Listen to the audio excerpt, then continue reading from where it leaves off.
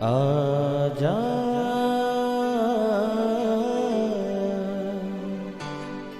प्रभु यीशु के दर आजा, जीवन मिलेगा तुझे। आजा आजा प्रभु यीशु के दर आजा, जीवन मिलेगा तुझे। आजा आजा आजा आजा।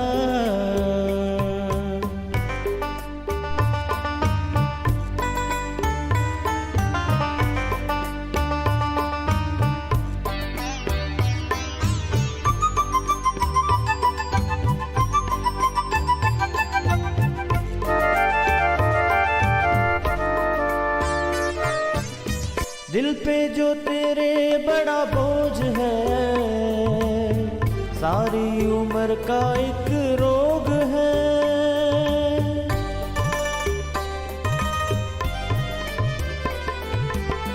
दिल पे जो तेरे बड़ा बोझ है, सारी उम्र का एक रोग है।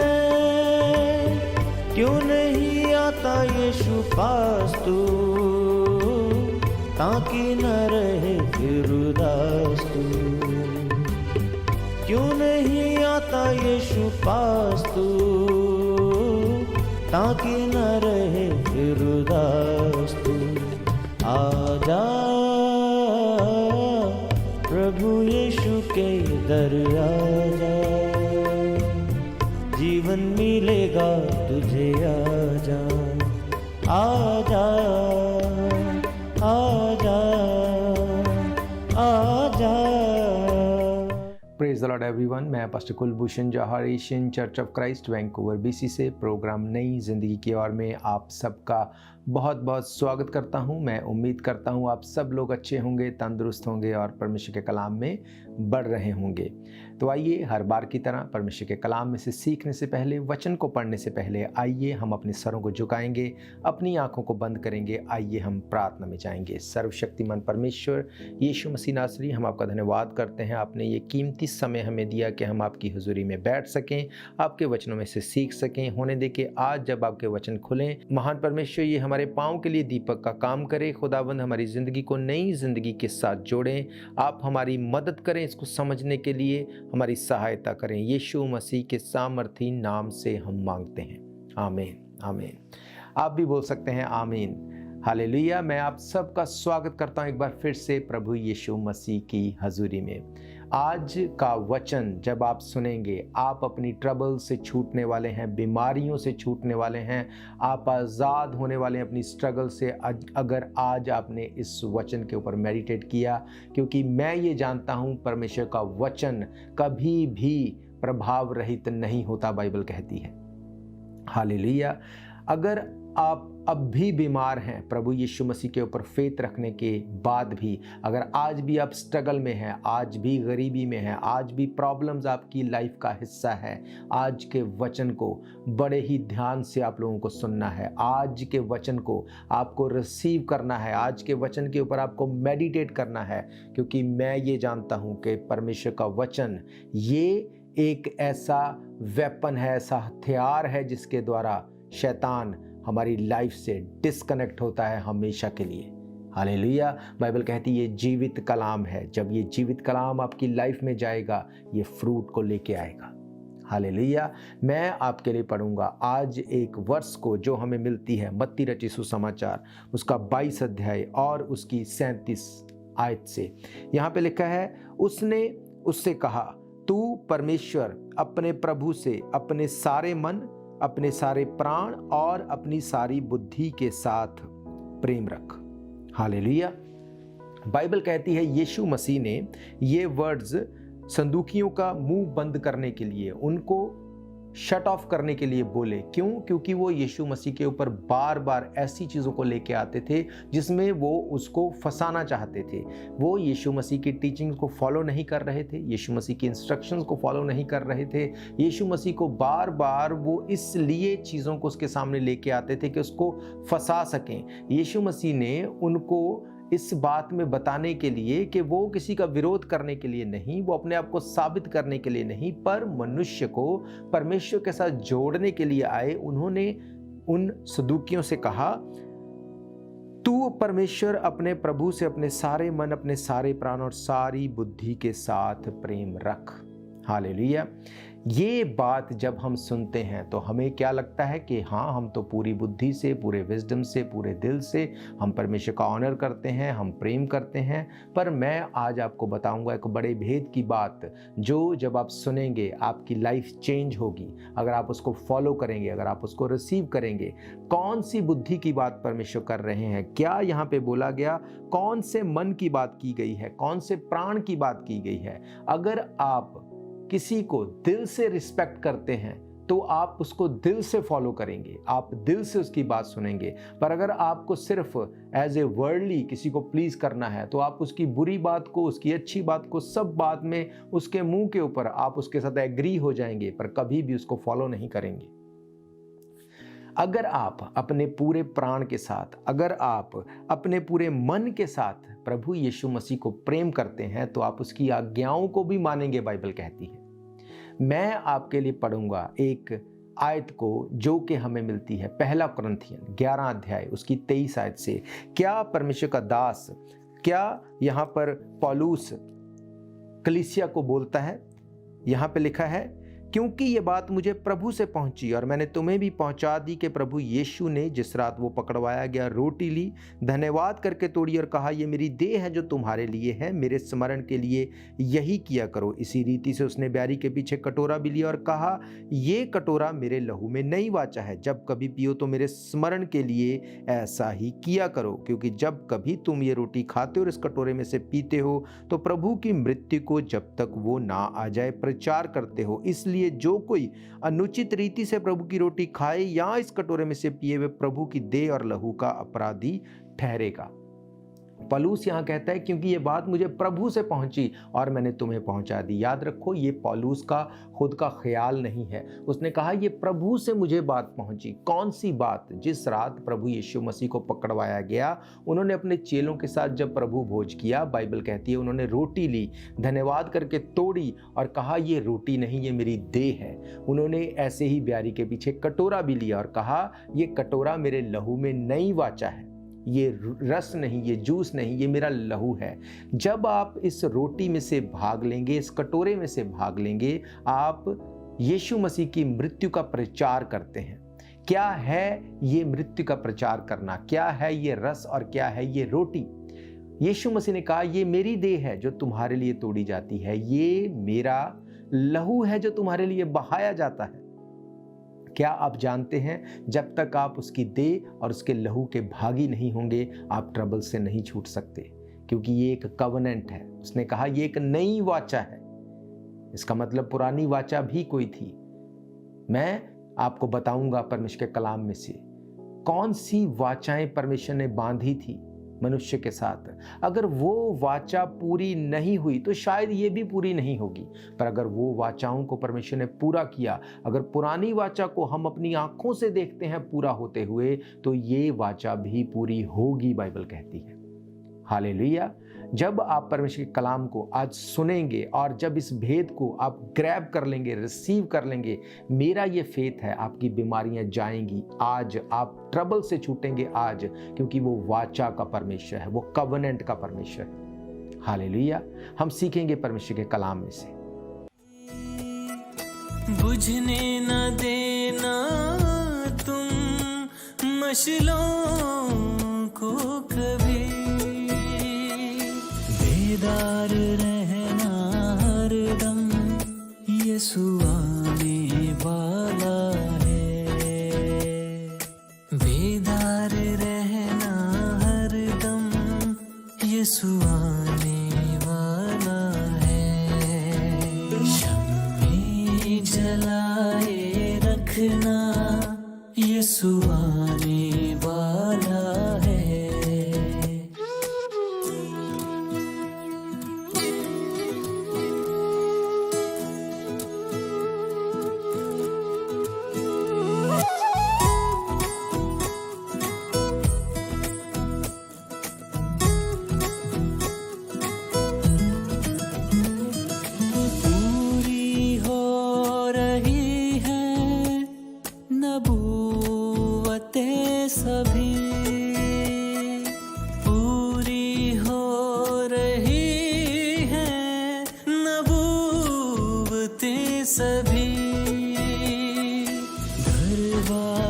दिल का खोलो, यीशु आने वाला है। दरवाजा दिल का खोलो, यीशु आने वाला है। शम्मे जलाए रखना, यीशु आने वाला है। स्वागत है एक बार फिर से आपका प्रभु यीशु मसीह की हजूरी में। हम देख रहे हैं कि क्या वो चीज़ थी जो यीशु मसीह ने एक कवनेंट अपने चेलों के साथ, अपने लोगों के साथ बांधी। उन्होंने कहा कि ये रोटी नहीं, ये मेरी देह है, ये जूस नहीं, ये मेरा लहू है। जब कभी इस रोटी को खाओ, इस कटोरे में से पियो, तो मेरी मृत्यु को जब तक मैं ना आ जाऊं तुम प्रचार करना। क्या है ये रोटी, क्या है ये रस? यीशु मसीह ने कहा कि ये मेरे लहू में एक नई वाचा है, एक न्यू कवनेंट है। इसका मतलब इससे पहले भी परमेश्वर ने वाचाएं, कवनेंट अपने लोगों के साथ बांधी। मैं आपको बताऊंगा परमेश्वर के कलाम में से कि कौन सी ऐसी वाचाएं थी जो परमेश्वर ने अपने लोगों के साथ बांधी। अगर वो पूरी हो गई तो इसका मतलब वो वाचाओं का परमेश्वर है, वो ये वाचा को भी पूरी करेगा। बाइबल कहती है कि नूह के समय में जब जल प्रलय आई, परमेश्वर ने जमीन और आसमान के झरोकों को खोल दिया। 40 दिन पूरी बारिश हुई, सब कुछ खत्म हो गया, सब कुछ बह गया। सिर्फ नूह और उसकी फैमिली जो बचाई गई, 8 लोग बचाए गए। जब वो लोग बच गए, परमेश्वर ने नूह से कहा, मैं आज तेरे साथ एक नई वाचा को बांधता हूं। जब कभी तुम आसमान में रेनबो को देखोगे, ये मेरी वाचा का एक चिन्ह होगा। आज भी हम रेनबो को देखते हैं। कहां से आता है वो रेनबो? कहां से आता है वो रेनबो? वो रेनबो वही वाचा की निशानी है जो नूह के साथ परमेश्वर ने बांधी थी। परमेश्वर ने नूह के साथ वो वाचा बांधी, वो रेनबो दिखाई दिया। और आज भी बारिश के बाद वो जब रेनबो दिखता है, वो उस वाचा को पूरे होने के संकेत को दिखाता है। कब आता है रेनबो? बारिश के बाद। उस वाचा को परमेश्वर ने पूरी किया। एक वाचा परमेश्वर ने अब्राहम के साथ बांधी। परमेश्वर ने कहा, तू अपने कुटुंब, अपने घर से बाहर निकला और मैं तुझसे एक बड़ी जाति उपजाऊंगा। वो एक वाचा थी जो परमेश्वर ने अब्राहम के साथ बांधी। याद रखो, 100 साल तक उसके पास बच्चा नहीं था। वो वायदा किया हुआ वो इसहाक उसको नहीं मिला था 100 साल तक। पर परमेश्वर ने उसे क्या कहा था? एक वाचा बांधी थी कि तू अपने घर, अपने कुटुंब से बाहर निकल के मेरे साथ आ जा, मैं तुझसे एक बड़ी जाति उपजाऊंगा।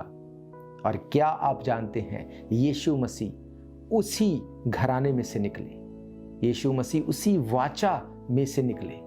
हालेलुया। अगर आप वंशावली को पढ़ते हैं, आपको पता चलेगा कि कैसे अब्राहम से इसहाक, इसहाक से याकूब, आगे पीढ़ियां चलती रही और उसके बाद कैसे दाऊद, और दाऊद से फिर आगे वंश जब बढ़ता रहा तो कैसे यीशु मसीह उसी पीढ़ी में से निकले। ये उस वाचा के कारण हुआ। इसका मतलब परमेश्वर वाचा का परमेश्वर है। इसका मतलब परमेश्वर वाचा को पूरा करता है। एक वाचा परमेश्वर ने मूसा के साथ बांधी। परमेश्वर ने जलती झाड़ी में से उसको दर्शन दिया, उसको कहा कि अपनी जूतियां खोल दे। उसके साथ एक वाचा बांधी परमेश्वर ने और उसको इजराइलियों को मिस्र में से निकालने के लिए उससे वाचा को बांधा और उसको पूरा किया। वो इजरायली जो ये बात सोच चुके थे कि अब हम सारी जिंदगी मिस्रियों के अधीन रहेंगे, परमेश्वर ने बड़े कामों को किया, असंभव चीज़ों को किया। क्यों? उस वाचा को बांध के रखा, पूरा किया और इजरायली आजाद हुए मिस्र में से और वो वायदा की धरती के ऊपर जा पाए। कैसे? उस वाचा के अधीन। हालेलुया। उसी वाचा को परमेश्वर ने पूरा किया जिसको उसने बांधा। इसका मतलब ये कि परमेश्वर वाचाओं को पूरा करता है। परमेश्वर वाचा का परमेश्वर है। बाइबल कहती है कि जो वाचा वो बांधता है उसको वो पूरा करता है, इसीलिए वो वाचा बांधता है। इसी तरह से परमेश्वर ने आपके साथ भी एक वाचा को बांधा है। क्या आप जानते हैं? परमेश्वर ने कहा, परमेश्वर ने जगत से ऐसा प्रेम किया कि अपने इकलौते पुत्र को दे दिया ताकि जो कोई इसके ऊपर विश्वास करे वो नाश ना हो परंतु अनंत जीवन पाए। यूहन्ना 3:16। ये एक वाचा है परमेश्वर की आपके साथ। हालेलुया। पर इस वाचा में जाने के लिए हम क्या करें? कैसे हम इस वाचा को बांधें? कैसे इस वाचा में हम दोनों लोग, दोनों तरफ से कैसे हम इन्वॉल्व हो जाएं? परमेश्वर ने नूह से वाचा बांधी, वहाँ पे परमेश्वर और नूह था। परमेश्वर ने अब्राहम के साथ वाचा बांधी, वहाँ पे परमेश्वर और अब्राहम था। परमेश्वर ने मूसा से वाचा बांधी, वहाँ पे मोसेस और परमेश्वर था। आज परमेश्वर आपसे वाचा बांधता है, मुझसे वाचा बांधता है, पर वो उस जगह के ऊपर आपको या मुझे देखता है या नहीं। अगर आप उस जगह के ऊपर हैं, आप छुड़ाए जाने वाले हैं आज। हालेलुया, आप छुड़ाए जाने वाले हैं। मैंने कहा आज, अगर आप उस वाचा के अधीन हैं। इसी वाचा को प्रभु यीशु मसीह ने कहा। पौलुस ने क्या कहा? उसने कहा, ये बात मुझे प्रभु से पहुंची और मैंने तुम्हें भी पहुंचा दी, कि जिस रात वो पकड़वाया गया, उसने रोटी ली और धन्यवाद करके तोड़ी और कहा, ये मेरी देह है जो तुम्हारे लिए तोड़ी जाती है। इसी तरह से उसने बैरी के पीछे कटोरा भी लिया और कहा, ये कटोरा मेरी लहू में एक नई वाचा का कटोरा है। अगर आज आप उस वाचा में बंधना चाहते हैं, आपको उसके लहू और उसकी देह में भागी होना पड़ेगा। कैसे उसमें भागी होंगे? बाइबल कहती है, रात के समय निकोदेमस यीशु मसीह के पास आया और उसने कहा कि अनंत जीवन पाने के लिए मैं क्या करूं? मैं कैसे इस वाचा के अधीन आ जाऊं? यीशु मसीह ने उसको कहा कि जब तक मनुष्य नए सिरे से जन्म ना ले ले, तब तक वो परमेश्वर के राज्य में प्रवेश नहीं कर सकता। उसने कहा, जब मैं इतना बड़ा हो चुका हूं, कैसे अपनी माँ की कोख में दोबारा जाऊं कि फिर से जन्म लूं? यीशु मसीह ने कहा, तू इतना बड़ा प्रधान होके भी इस बात को नहीं समझता? यीशु मसीह उसे बैप्टिज्म के बारे में बता रहे थे। अगर आप पानी में डुबकी का बपतिस्मा नहीं लिए हुए, आपको पानी में डुबकी का बपतिस्मा लेना है, ताकि आप उस वाचा में जुड़ जाएं, आप उसके गाड़े जाने, उसके जी उठने में आप जुड़ जाएं। हालेलुया।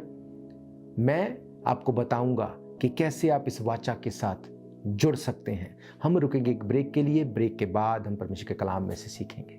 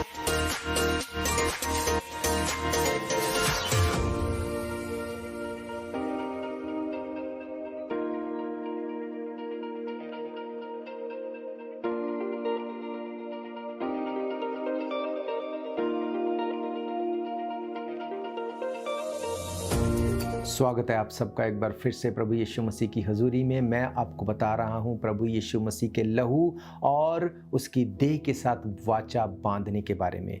बाइबल कहती है कि पुराने नियम में जब इजराइलियों को छुड़ाने के लिए परमेश्वर ने उनको तैयार किया, आप बाद में इसको पढ़ सकते हैं, निर्गमन की किताब 12 अध्याय, वहाँ पे लिखा है कि परमेश्वर ने उन सब से कहा कि तुम कल के दिन में एक फसा तैयार करना, उसमें तुम लोग एक मेमने को जो निर्दोष होगा, 1 साल का होगा, उसको पकाना, उसको आंतड़ियों, उसको सिर, उसको साग पात, कड़वे साग पात के साथ उसको सारा खाना और अपनी कमर को बांध के खाना, हाथ में लाठी लेके खाना। और जब तुम ऐसा करोगे तो फुर्ती के साथ करना, क्यों?